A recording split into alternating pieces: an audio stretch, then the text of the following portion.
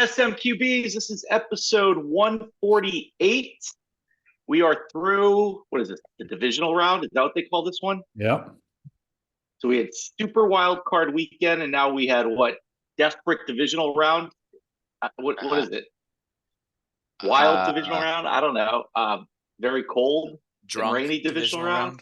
Just the best NFL weekend of the year, in my opinion. Yeah, I think it probably is. I agree. Just nonstop, great action. All the games were good. All the games were highly entertaining, except maybe. Yeah, they were fun. Except for the second half of the Texans. We'll talk about it. Yeah. So, Pope, who are you bringing up on a bar stool this week? I have an idea who it is, but go ahead. Well, hey, you kind of gave me the idea. I actually had the dual screen going for the last 4 or 5 holes of the PGA tournament yesterday at La Quinta, but for the first time since 1991, we have a PGA Tour winner who's an amateur, Nick Dunlap from Crimson Tide of Alabama. And I'd love, of course, the guy's 20 years old, so I was contemplating maybe I have to get him an O'Doul's officially, but I'd That's all right. Bison had a drink with a 16-year-old last week, so you're good. I did. That's right. Yeah, but he's from the UK. Whatever. That's a good point. That's a good point. Anyway, I'd love to have a drink with him and talk about his prospects as he looks into the future and see if he might be interested in maybe hiring me as an agent. Perhaps we could sponsor him. Sure. Why? That would be awesome. SMQB golf bag. Yeah, we could do that. How's who you bringing to the bar? I'm going to try to keep up with Jason Kelce at the bar now that he's semi-retired. Good luck on that. We've seen how that ends. Yeah, I think you haven't been able to keep up with Milk. I think it's going to take all 4 of us, or maybe even 5 of us, to keep up with him. Oh my God! Just give me one shotgun beer with that guy. So much fun. All right, Rooster, what do you got? I'm going to have a drink with CJ Stroud's mom, who sat there for the entire Ravens game praying. Every second of the game, she was praying, and her son's offense scored exactly 3 points in the game. So I'd be interested in knowing if she thinks God doesn't like her. Oof. That's hilarious. Right. His plan is mysterious to all of us. I know. You know that. All right. Pretty sure his plan doesn't include the outcome of the Ravens-Texans game. Yeah, I don't think so. I am bringing to the bar one Scott Allen Norwood. Oh, God. Because I want to know. He's off the schneid. Oh, no. Like never off the schneid. He can show his face now. He's back. No one can even remember him. I think he's living in Bill Buckner's basement. Yeah. We actually know where he is. One of our dutiful listeners, longtime listener, every single episode, Mr. Rob Jenner, a lawyer from Baltimore, Maryland, has actually represented Scott Norwood in a case. Oh, wow. And could tell you a story. He can find Scott Norwood. Maybe we'll get him on the pod to find out if he's off the schneid. I did do a little background search on him, and what I do know is that he left after he left Buffalo. He came, I guess he's from Northern Virginia originally. He went to Thomas Jefferson High School here and played football and soccer at James Madison. But after his NFL career, he came back to Northern Virginia and really went off the grid for several years. And then at some point, he was an insurance salesman. And he finally went back to Buffalo as a real estate agent in 2002. So hopefully that's his biggest update I could find on him. Hopefully he was accepted back into the community. But that's who I'm pulling. I have him pull up a bar. So all right, let's get into it. We got football today to talk about. So Rooster, where are we? Tell us what you saw, what happened. Let's jump right into it. What I saw was highly entertaining games and great stories, but in the end, the best teams came out on top this weekend. I mean, Baltimore is clearly the cream of the crop and better than Houston. It was fun to watch Houston get to where they got to in this playoffs, but Baltimore is by far and away the better team. The same thing with Green Bay. Green Bay easily could have won that game. Jordan Love made a really stupid play at the end of the game. Chalk it up to it's his first full season. But he had them in that game and made a critical mistake. Instead of just throwing the ball out of bounds or down at somebody's feet, he forces a errant shot over the middle that gets picked off and ends the game. And he had, it was only second down. Not an excuse, but that was not a very long field goal. Should have made the field goal. Wouldn't have been in that situation pressing quite as much. I mean, that was. But like I say, what I said about the Eagles on their 10-game streak early in the year. Good teams find a way to win. They were a lot of ugly wins, but good teams find a way to win, and that's what the Niners did. And look, Christian McCaffrey is just the man. I mean, that was a hell of a run to ice that game. Kansas City, Buffalo, you had two fairly evenly matched teams, but in the end, the better team won because Kansas City didn't make any real glaring errors. The Bills had control of the entire first half and had a 4-point lead to show for it at best. They boneheaded. I think McDermott is not a great coach. Honestly, I'm not high on McDermott. Boneheaded play calling. They're running the ball down the Chiefs' throats, and the Chiefs made an adjustment at halftime. In the second half, the Bills scored 7 points. Well, you got to make a counter adjustment on offense, and if you noticed, when the game started to peter out for the Bills, it was because on first and second down, they were running like this delayed run. Instead of running the ball downhill right at them, Allen would go back, give the ball to the receiver who would stand still for a minute. It was almost like they were running the old zone run game that the Broncos used to run. Well, at this point, the Chiefs are blitzing on every down, and they're getting stoned on every run. Go away from that, man. Start throwing the ball more. So I want to interject the question here based on your comments about McDermott. Is this a landing spot for one Bill Belichick? Bill Belichick. It would be a hell of a landing spot because he knows that division like the back of his hand. He's got his quarterback. Yep. Why would they get rid of McDermott? He can't beat the Chiefs. Can't beat the Chiefs, and honestly, some of the play calling was terrible. I just didn't like it.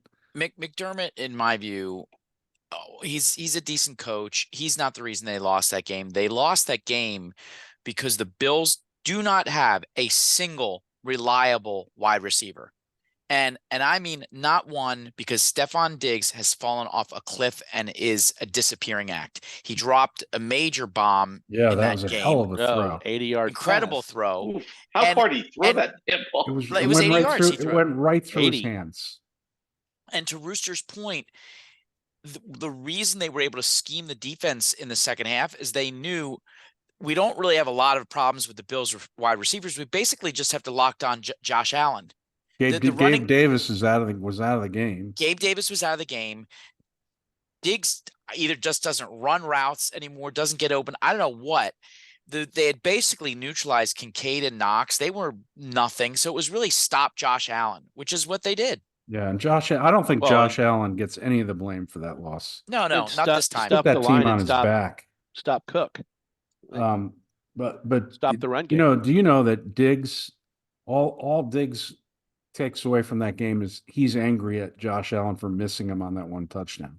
Oh, he's ridiculous. They need to get rid of him. He's an angry. Yeah, he might not be on that team. Guy. He's bad in the locker room, I'm sure. Go ahead, Rooster. Go ahead. No, you go. Well, I was just going to ask. I mean, kind of joking, but not really now. Is being the kicker for Buffalo the worst job in sports at this point? I mean, is there whoever is the next kicker to come in there? If you're in the playoffs, I mean, what kind of pressure? Name a worse job. Name a worse job to have in sports. And we just went through the guy who has to follow Nick Saban as the head coach of Alabama. Yeah. I think the kicker at Buffalo is worse. And Tyler Bass, if you look at his statistics over the last 5 years, is probably one of the top 5 kickers in the NFL. But his career in Buffalo is probably in jeopardy. And by the way, Look at a video of that kick. The flags on the goalposts are not moving. That was not a wind-blown miss. No, he just missed it. He pushed that thing right from the get-go. Pushed it. I think that Bass, yes, can be blamed. And I don't know really what the play calls were. A little bit of the blame does go to Josh Allen on both the second down and the third down. He went for the home run. He went for the end zone on both plays. He had open routes underneath. Second down was the wide second down, open. Diggs was wide open but on Diggs- underneath route. The only thing that prevented that from being a winning touchdown was he got hit right as he was throwing the ball. That's why it was 5 yards short. Right, He didn't just short arm it. Yeah, and plus Diggs had been dropping stuff all day.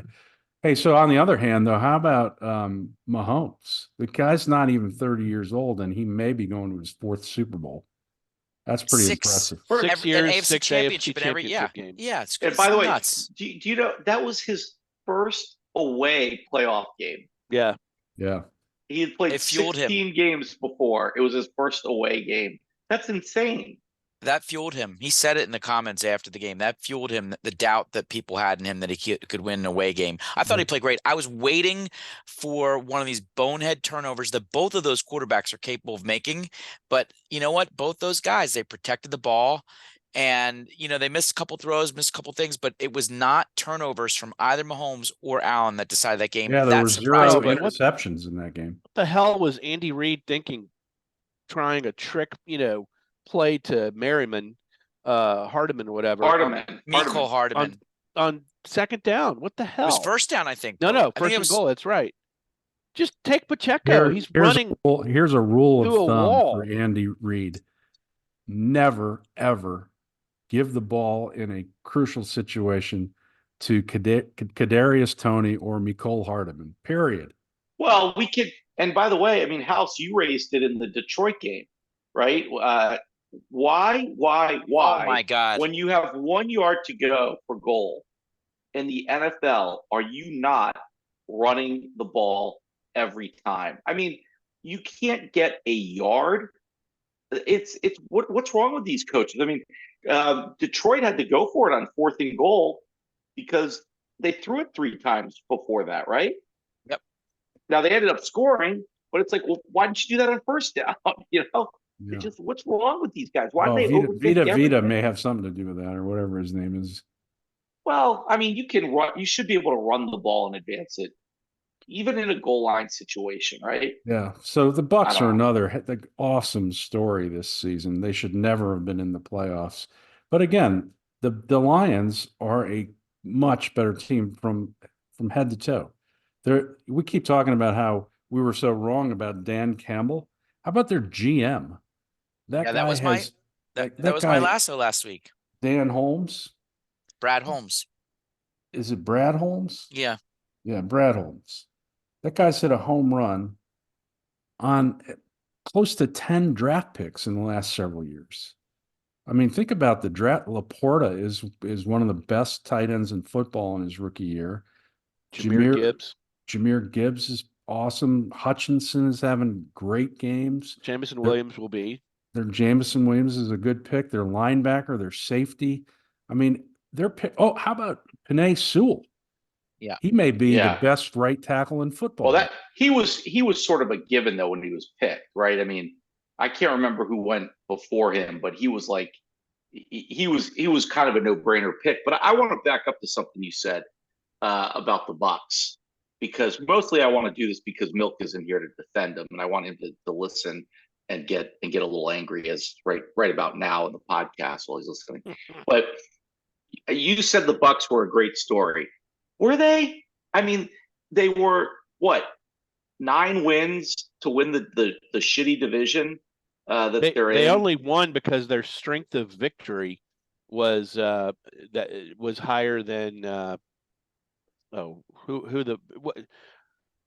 were 9-8. I'm sorry, they were 9-8. The Falcons were 8-9. They lost. Yeah, right. So they squeak in that way, and then and House, no offense, I think you would agree with me, but they get a wounded. A lame bird garbage team. Garbage.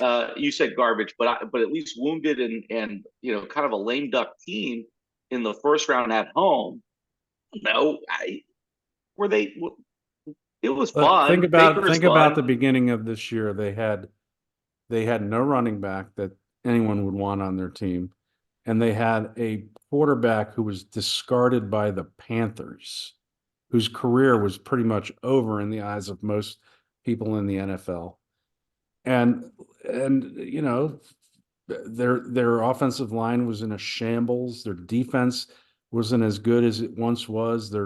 Who's that linebacker from Michigan that was such a stud at last time they were good? Doesn't even start for them anymore. I mean, White. Yeah, they could have easily come in third place in their division the way they started this season, and they really pulled it together behind Baker.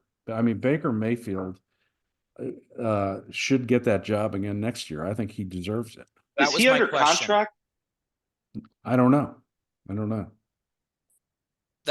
Let's assume he's not for a moment.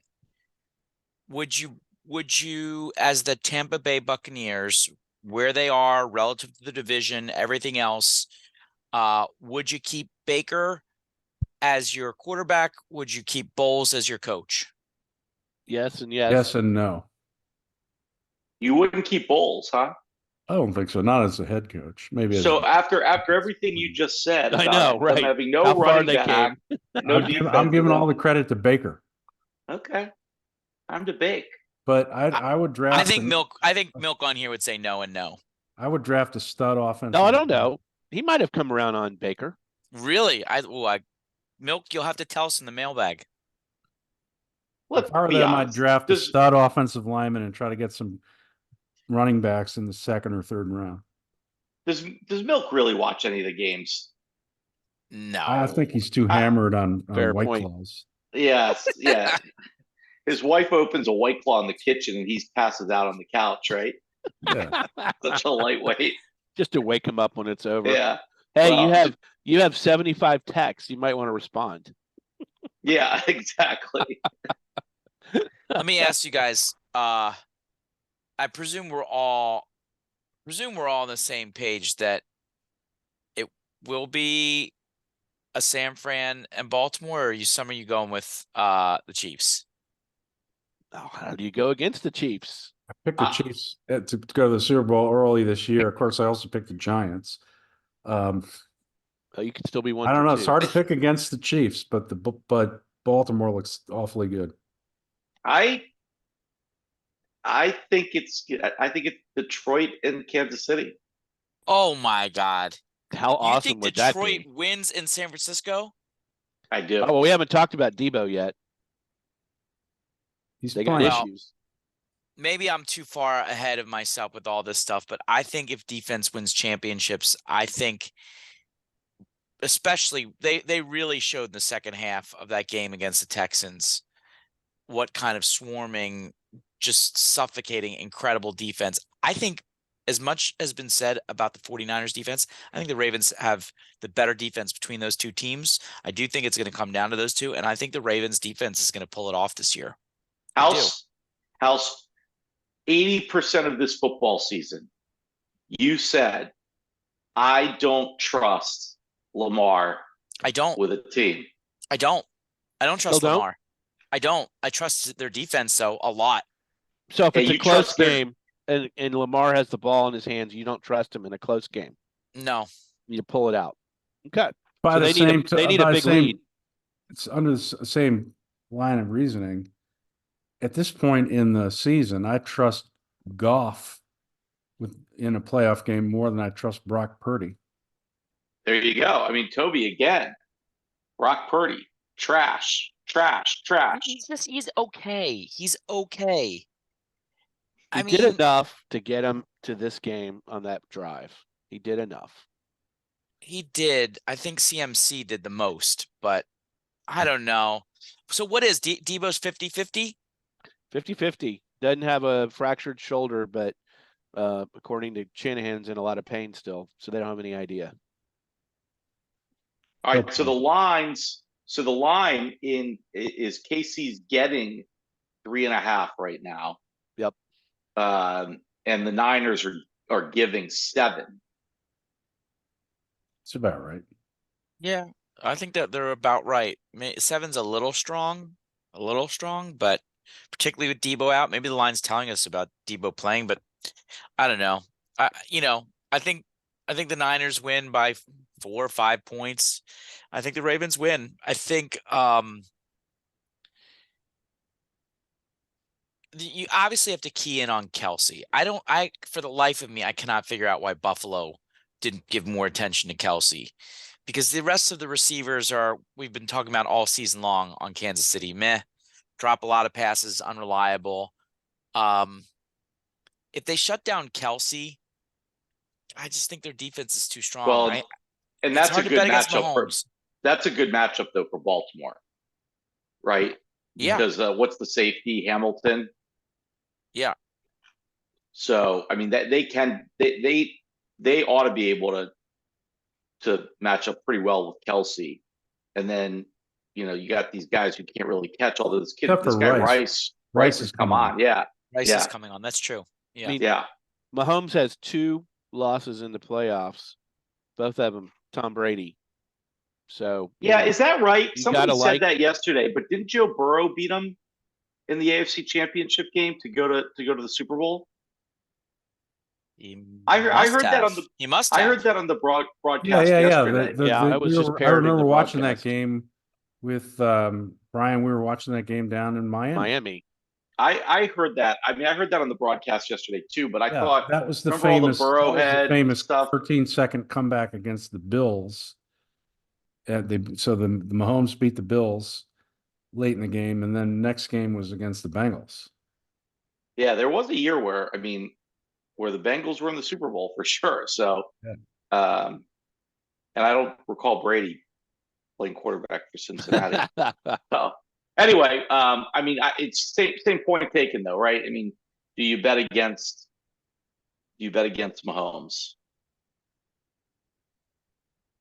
I think it's set up to be a great game. Yeah. I think they're both going to be great games. Yeah. I think Dan Campbell, for all the teasing we did about biting kneecaps and stuff, he's created a team of kneecap biters, and they're all out there. They're tough, man. That's a tough team. I mean, they're not playing with house money because they want to go to the Super Bowl, but they're gonna pull out all the stops. I think San Francisco they got to be ready for all kinds of stuff going from Detroit in this game. I read a great thing about Dan Campbell. I think it's true that he never had any kind of coordinator position. I mean, obviously he's an NFLer. He might have been an assistant, obviously, along the way, but he had no pedigree to get this job other than the fact of his connection to the Lions. But what sets him apart are his kind of leadership and management skills and getting the troops, ready to fight a war with you. And that he has clearly done. He has this team really believing that is a team. On offense and defense. I mean, Jared Goff, he shouldn't be where he is right now, but they're playing as a team. They're giving him the right setup. Amon-Ra St. Brown is now probably a top, I don't know, he's top 10 for sure, maybe even top 5 receiver. Yep. And, they got a top tight end. So he's doing what he needs to do. And it's shocking that they're there. It's shocking to me when was the 0-17 season? Was it 2017, 18? I mean, I don't know. They had a 0-win season not long ago. This is like the ultimate Rocky scenario too, right? I mean, this is Detroit. I mean, blue collar, grimy, kneecap biters versus the Niners in where do they play where'd they move that stadium? It's not even in San Francisco anymore. Santa Clara. It's this is the blue collar versus the white collar. Sorry, Sangs, but I mean this is like grit versus Silicon Valley. It's a good story. Speaking of Dan Campbell, rank the four remaining coaches: Kyle Shanahan, John Harbaugh, Andy Reid, Dan Campbell. 1, 2, 3, 4. Who's the best coach? Reid, Harbaugh, Shanahan, Reid, Campbell. Harbaugh, Shanahan, Campbell. I agree with that. Wow. I'd put You have Shanahan Harbaugh number one. above Shanahan? I'd Maybe put Shanahan number one. Except Wow. Harbaugh's got a Super Bowl. Yeah, I was about to say, I'm Harbaugh. just talking about right now. Like, who would I want running my team today? I'd take Shanahan. In terms of accomplishments, Reid number one. And, Harbaugh hasn't won a Super Bowl yet. Yeah, he won he's one. got one. I was actually there. He won one Super Bowl. Oh, yeah, he did. It's hard to deny now what Reid has accomplished. So I go Reid, Shanahan, Harbaugh, Campbell. All right, what are the predictions, House? You got the Niners and Ravens? Yeah, Niners, Ravens for me. I'm doing it. I'm going Chiefs, Lions. That's crazy. Because somebody's got to. That's crazy. I got Niners, Chiefs. I think Niners, Chiefs. Good. So with three of us Chiefs. With three of us putting the Chiefs in, can we talk about the most important part of this now? Okay. Taylor Swift at the Super Bowl? My God, is there any way? How do they work that into the line, by the way? The idea of having Taylor at the Super Bowl. I mean, who's officiating who's this singing game? at halftime? Usher. She could come out for a little. Absolutely, she could. But I mean, what officiating crew? I mean, don't you think they're getting the message? Listen, guys, Baltimore is a good story and all, but I got to tell you, it's a lot more interesting to the rest of the country if Taylor's in a box at the Super Bowl. And now she's bringing her future bro-in-law, Jason Beer Chugging Kelce, with her. Oh my God, it's just too good. It's too good. You got to weigh that into the points. Come on, Vegas, you know what's going on. Watch the money flip. All right, anybody got anything else? Nope. Anything else on football? Let the games play. All right. Hey, who's got a punch? I have a couple or two. Good. Oh, good. Wow. My first punch involves. Have you heard this terrible story about Jim Palmer and his wife getting ripped off? No. So Jim, at first I was going to turn this into a joke about Jim Palmer's hair, because the man is 78 years old and he still has the hair of a 30-year-old. But the guy he hired or befriended as his hairstylist has defrauded the family of like $1 million. And he did it by weaseling in and befriending Palmer's autistic son. Oh, jeez. Yeah. Can you believe that? So anyway, he befriends the son and is to the point where they appoint this guy guardian of the autistic son, because Jim's 78, and even though his wife's 20 years younger, she's got all these markers for early dementia. So they're all worried about who's going to take care of our son when we're gone. This guy convinces them that he's the man, and they set him up as the guardian. And then he comes to them and says, I have this great idea for beauty product lines, et cetera. I just need a loan to get myself going. And they loan him a bunch of money, and he never does anything, and finally comes back to them and wants more money. And they finally say, hey, I think you need to take this somewhere else. And the guy disappears. The whole thing was a ruse. He didn't give a damn about the son and took $1 million off of them, which they can afford. They live in West Palm in Florida and some nice place in California.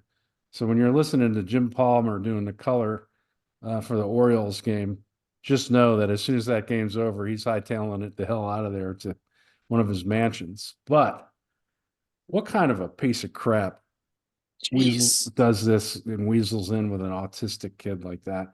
And so they've sued him. They can't find him anywhere. He's disappeared. His name is Warren Michael Holmes. He's a British hairstylist, and he's disappeared on them and just needs to be found and punched. All right, listeners, You've got a job. Find this guy. Find one Warren Michael Holmes. Wow. We'll get you on. If you find him, we'll get you on the pod. My second punch, and I hate to do this because I've felt badly for the Bills ever since the Giants knocked them out of the Super Bowl a long time ago. And I mean, their fans are awesome. They deserve a Super Bowl. But Jesus, after that freezing cold game, the Bills lost, and the poor sports that they are, they turned off the hot water in Kansas City's locker room. I saw that. These guys had to take cold showers. And then the fans decided, well, hold my beer. We can be even headier. And they have been putting up death threats and everything on Tyler Bass's social media. So he took it down. And the fans were like, well, that's too bad. We're going to create a new Tyler Bass social media presence, and just created all these Tyler Bass sites so they could continue to send him death threats. Come on. So grow the fuck up. It's just, the guy stood up and took it like a man, answered all the questions after the game, said he messed up. Give him a break. Well, and I really appreciated how Josh Allen went over to him immediately and talked to him and consoled him and hugged him and, made sure he understood he was still part of the team, et cetera. So. Not to mention the Mahomes, after the game was over, found some little young kid wearing a Chiefs Mahomes jersey, wanted to run over and give the kid something, or at least say hi to him. He never could make it to the kid because they were too busy pelting Mahomes with snowballs. Oh, God.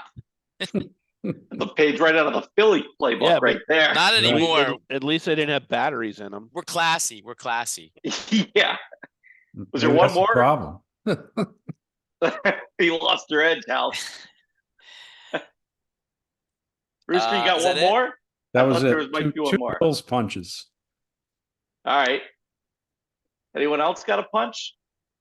I'm going to throw a little punch. Hey, listen, if you want to troll us on YouTube or Twitter and tell us we suck, you go right ahead, okay? You go right ahead. But when we then invite you for positive feedback and tell us, hey, let us know what we can do better, we're happy to learn. We're trying to get better at this. And you disappear into internet oblivion, yeah, you got a punchable face, motherfucker. You know who you are. Troll. Bitch. Coming for you, Brad. Yeah. Wow. That's right. That's right.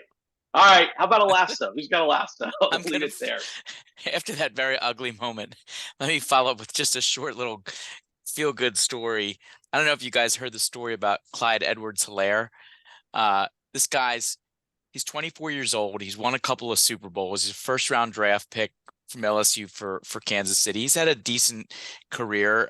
We all know that the running back lifespan is very short in the NFL. So at 24 years old, Clyde Edwards-Helaire, who has a sister with muscular dystrophy and a mom who's already a nurse, has decided, why not get a head start on my future? And he's now taking classes in nursing school. And he basically said, like, after he's done practice and watching film and stuff like that, like, what else are you going to do with your time? He's like, we have really nothing to do, so I might as well use my time and do something for my future and get a head start on it now. Good for Clyde Edwards-Helaire. I love these guys that decide that they're going to go ahead and, just not rest on their millions that they made in the NFL and do something productive. And I think that's just a cool story when an NFL player gets ready to become an ordinary Joe later on in life. I think that's great. Yeah. You mean kind of like the guy behind you getting ready to become an ordinary Yes. guy? Yes. Beer Jason taster. Is going to be very professional beer taster. Very well, ordinary. I've got a little lasso too I want to throw out there. And I want to congratulate Tara Ann Vanderveer, who is the women's basketball coach at Stanford. And I guess over the weekend, or maybe it was just yesterday, I guess, she became the winningest head coach in college basketball history, women's or men, passing by Mike Krzyzewski. And she... No, there was a guy at Mount St. Mary's named Bob Phelan, who was the wins leader in all of basketball. Wow. Yeah, but Krzyzewski passed him, and now Vanderveer has passed Krzyzewski. And that's why it's really a lasso. That's awesome. Is because anytime Krzyzewski loses a record, it's got to be a good story. That's a lasso for me, for sure. but she's got. I mean, listen to this. She has 3 Division I championships, 13 Final Fours, 14 Pac-12 tournament championships, 4 Big Ten regular season championships, 5-time National Coach of the Year, 10-time Pac-10, Pac-12 Coach of the Year. She was the 2-time Big Ten Coach of the Year. She was the gold medal Olympic coach in the 1996 games, and just on and on and on, coaching at places like Idaho, Ohio State, and Stanford. And what an accomplishment she is. She's got so many coaches who have gone on to be head coaches from her team and her tree. And congratulations to Tara Vanderveer on becoming the winningest NCAA basketball coach of all time. Buzzer beaters. Who's got one? Real quick, I got one. You go first. It looks like Alabama has maybe turned the tide on the transfer portal. They are now getting some commitments from Washington Huskies team that DeBoer left. So and it looks like they're going to get a couple guys that put their name in the portal, but they're going to come back home. So maybe. I'm sorry, Pope. Did you not get the message? Nobody gives a shit about Alabama football anymore. Right. Saban's gone. Right. Hey, we'll see. Yeah. House? I think they got a tough road ahead, Alabama. A tough road relative no to doubt. where they were Were before. Yeah. No question. Well, I'm going to stay with the Homer theme as well and give a shout out to the Tulane men's basketball team for taking down number 10 Memphis for their first win against a top 25 team in a very, very, very long time. They had one of the longest streaks in the entire nation without beating a top 25 team, and they did it at home with the kids there, my kids there. It was just great. Shout out, roll wave. Listen, I'm here to bust. I love that. I'm here to crap on your good stories, guys, and I just want you to know you don't storm the effing court for beating the number 10 team in the country. Save that shit for number 1. Bullshit. Save that shit for number 1. That's a big moment in their good program. Hold on a it's second. not even a rival. Let me big just ask moment you in this. their program. When Georgetown, who has sucked ass for the last 3, 5, 10 years, He's beats grinning. like number 7 Marquette this year at home, they don't storm the court? No. God, no. Oh, you're crazy. No, we're going to hold you to that. They're right back to the library. They're right back to the library and their internships on Capitol Hill. Ay. All right, anybody got anything else? Seems like a perfect place to stop. UConn's still number 1, baby. That, and I would like to know from you, Bison, how is it possible that the reigning National League Cy Young winner has exactly 1 offer in free agency from the Yankees? Got me. I don't understand. What's going on? I don't know. What is going on? Left-hand pitchers are not in demand anymore? And yeah, I don't know. Can anybody explain that? That's a good question. I don't get it. Pope? Anything? Anybody? We'll look into it. We'll have an answer for you next pod. Yeah, I mean it's really stunning. It's crazy. So, all right, good show, guys. See you next week. We know where you live, Brad. Yeah, we're on to you, buddy.